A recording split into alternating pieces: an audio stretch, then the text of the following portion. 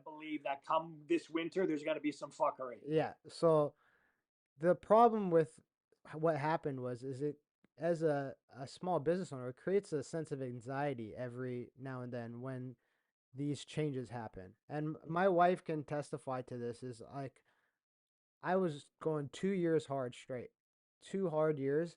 And in December of last year, I crashed. Like I took Mhm. 2 weeks off for the holidays and it just wasn't enough. And then lo and behold, we go into another lockdown.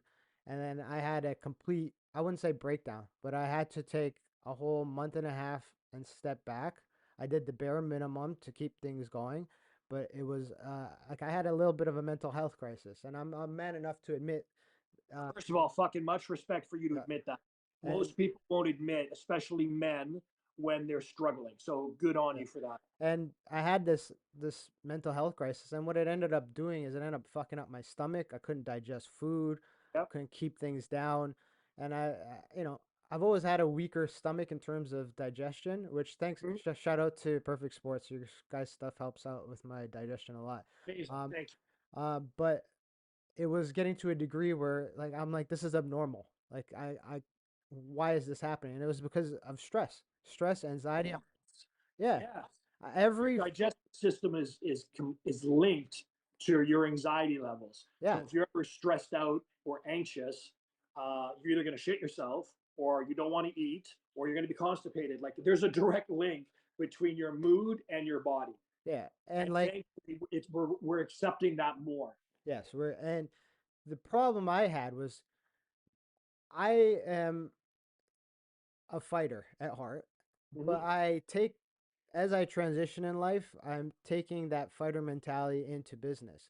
So while I never had a financial issue we were never financially set back from any of the lockdowns, I viewed it as a negative because it limited my growth opportunity, my opportunity to build on my brand, build different products, do the things that I wanted to do. So every time these cycles of things happen, I got that anxiety of like, fuck, here goes my plans for the next 6 months. I have to put them on the back burner. And that's what contributed to that in the increased stress, the increased anxiety, and which led me to that point. And one of the things I want to convey to people is like as a business owner, that is your red flag that you need to slow the fuck down. Still do what you need to do to keep things going, but and my advice is like I'm never gonna get there again. I've learned my lesson. Uh, whenever I feel like that, whenever I feel like I'm getting a little too much, I take 2 3 days off, right? And I get my exercise in. I maybe go get a massage, and I Yep.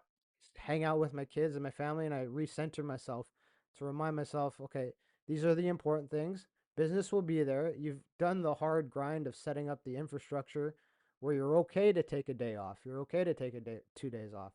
But want more podcasts? Head over to gmg-podcast.com.